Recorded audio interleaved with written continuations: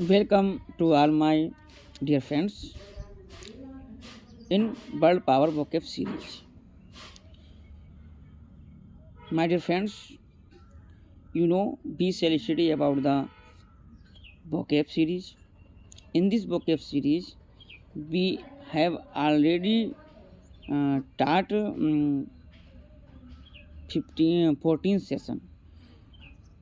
Today we shall study about the session number 15 to 17. There are total 44 session. Okay. So now we shall study about the session number 15. Okay, let us start the session.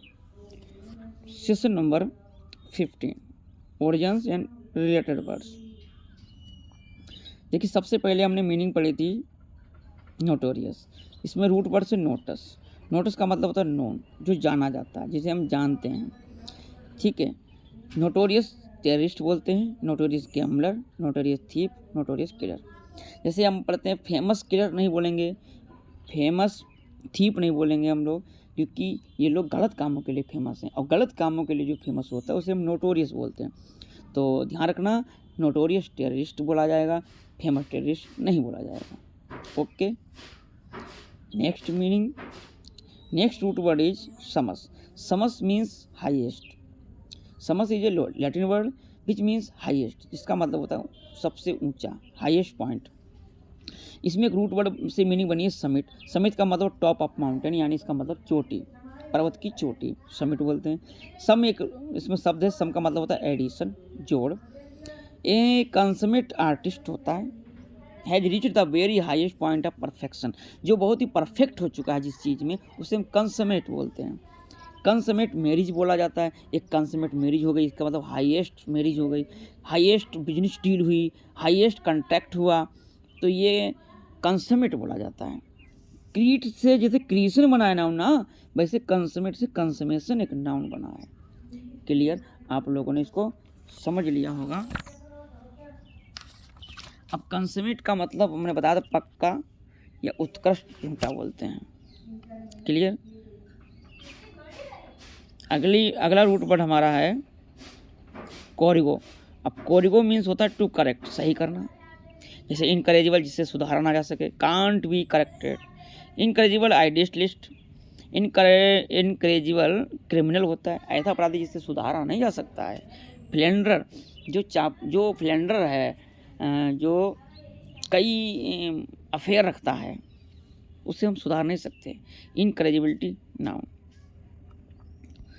तो यहाँ पर हम bats देख सकते हैं, अगला root word. और bats means होता है ओल्ड, ध्यान रखना, पुराना, अनुभवी. इन्वेटेड मतलब होता है having a particular habit, activity और interest that is long established and unlikely to change, जिसे हम चेंज नहीं कर सकते. ठीक है.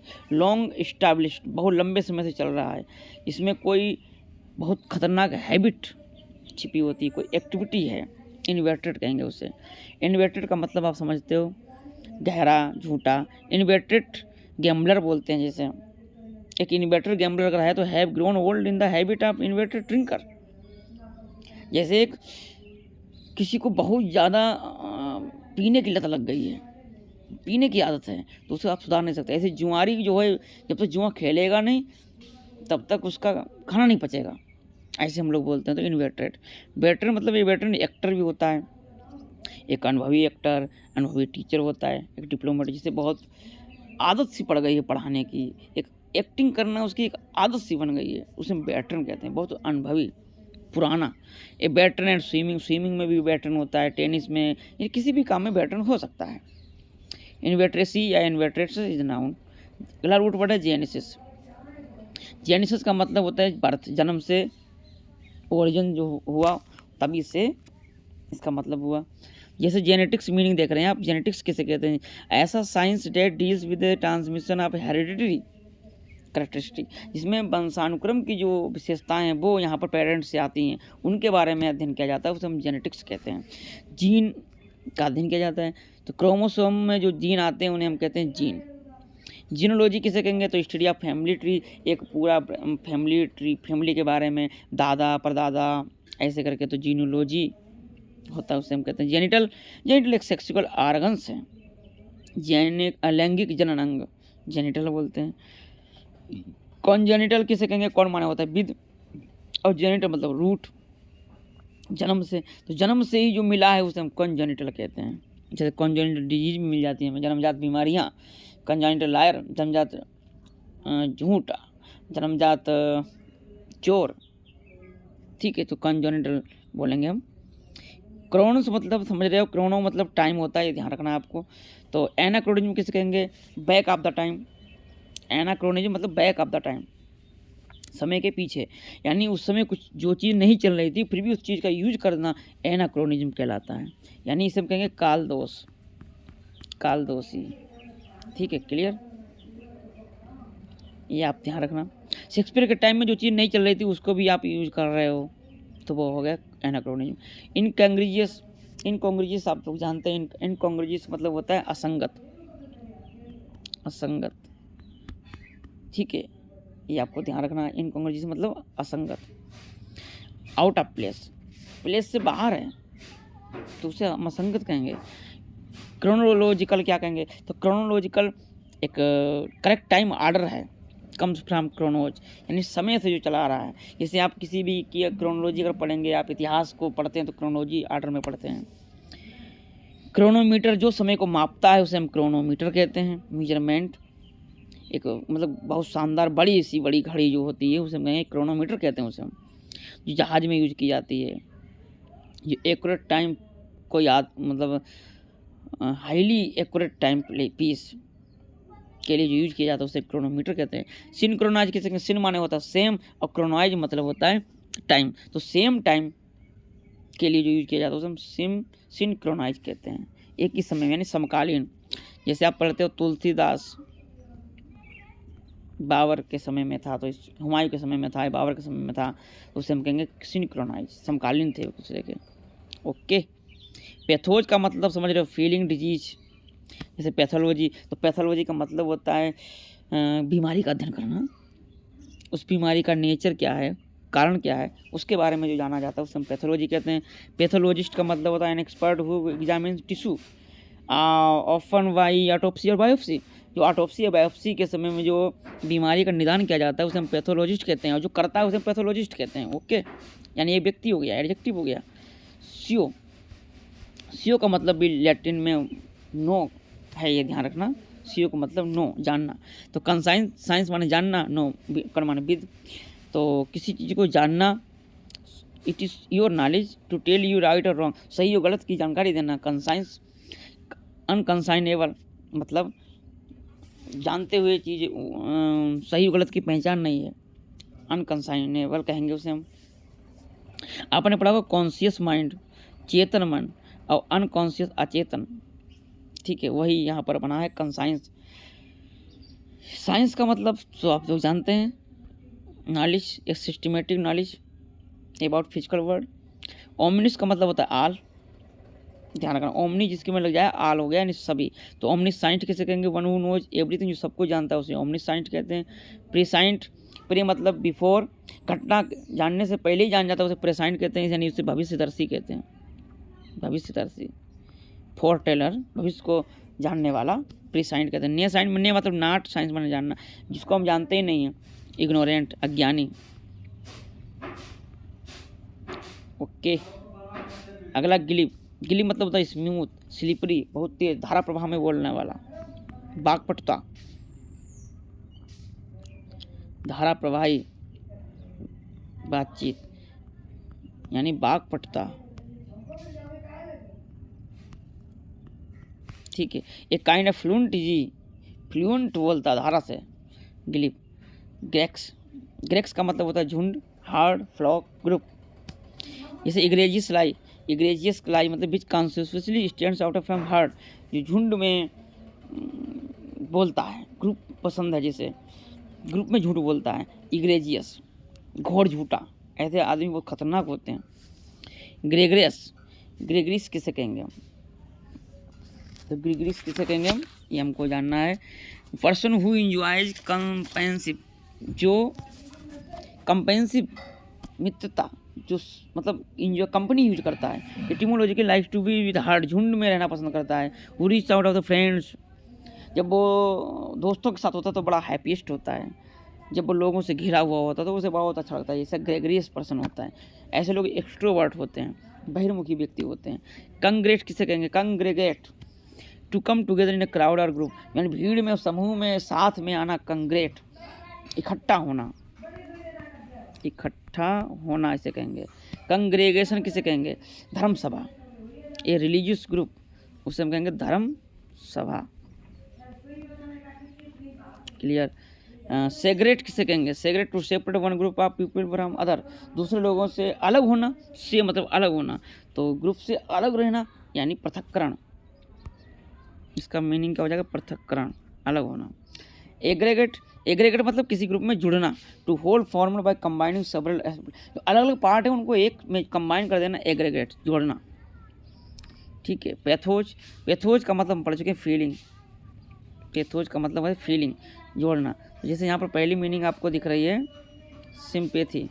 सिंपैथी यानी सिम सेम और पैथी माने फीलिंग, यानी सेम फीलिंग वाले को कहते हैं सिंपैथी, सहानुभूति। सिंपैथी का मतलब हो गया सहानुभूति। इम्पैथी परानुभूति। तो सहानुभूति से बेटर है परानुभूति।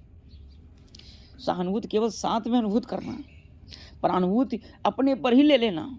Empathy identification with another feeling, दूसरी फीलिंग की आइडेंटिफिकेशन करना।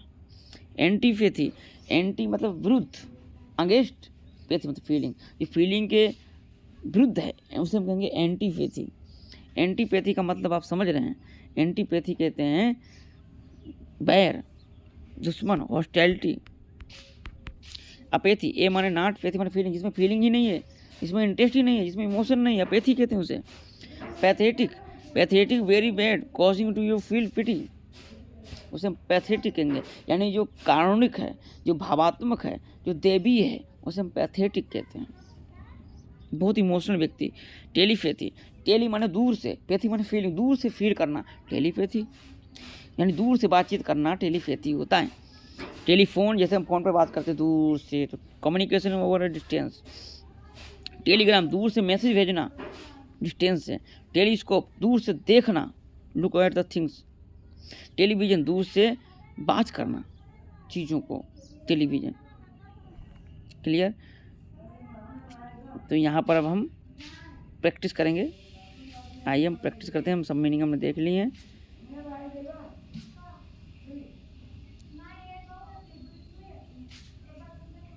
चलिए आइए देखते हैं। यहाँ पर पहली मीनिंग है state of artistic height. State of artistic height, तो हाइट है, ऊंचाई है, तो ऊंचाई के लिए हम क्या कहेंगे बोलो? कंसमेसी। क्या कहेंगे? कंसमेट या कंसमेसी। अब यहाँ पर नाउन है कि वर्ब है, ये हमको जानना है। तो यहाँ पर क्या है? ये स्टेट है, यानी इसका मतलब कंसमेसी। State of being long established in habit, habit यानी बैट्रेसी, इन बैट्रेसी कहेंगे इसे हम। बिगिनिंग और ओरिजिन, बिगिनिंग या ओरिजिन, ओरिजिन मतलब समझते हो जेनिटल, तो इसे हम कहेंगे जेनेसिस। ठीक है। और साइंस ऑफ हेरिडिटी, वंशानुक्रम को हम साइंस करते हैं, तो उसे हम क्या कहेंगे? जेनेटिक्स कहेंगे उसे। ब्रिंग टू कंप्लेशन, तो कंप्लेशन के लिए हम क्या यूज करेंगे? Consummate. Study of ancestry, anachronism इसे बोल सकते हैं। कहाँ गया? हाँ, एनकेस्ट्री, अच्छा, genealogy. Referring to characteristic pass to on to offspring by parents, माता पिता के द्वारा जो कैरेक्टरिस्टिक आती हैं उसे हम क्या कहेंगे? जीन। रेफरिंग टू रिप्रोडक्शन, जो प्रजनन के समय में रेफर किए जाते हैं, और द रिप्रोडक्टिव और सेक्सुअल ऑर्गन्स, तो उससे हम क्या कहेंगे?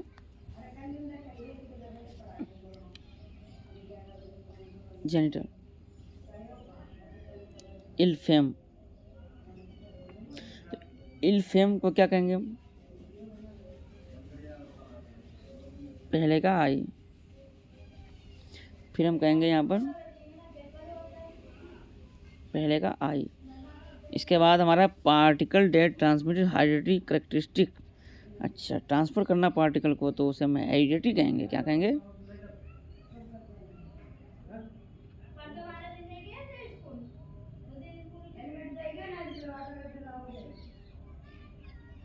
देखिए ये हेरिडिटी आता है, जीन किसे कहेंगे इसे।